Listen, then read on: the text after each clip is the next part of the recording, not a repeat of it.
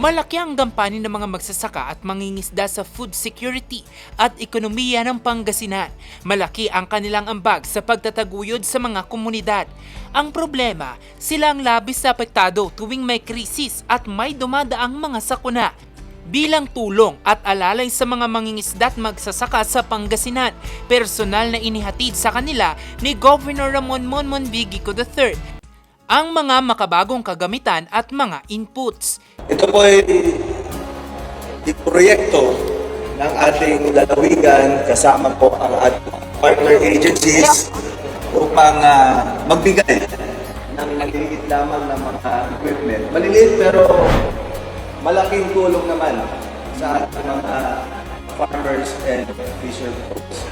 Salamat sa inyo pong pagpunta dito. Pero bukod sa mga kagamitan at farm inputs, nahandugan din sila ng libreng check-up, mga bitamina at gamot. Nagpapasalamat po ako dahil may ganitong opportunity na nangyayari sa atin. Napakaganda, madam, kasi ang laki po may tulong, madam, sa aming magsasaka, madam.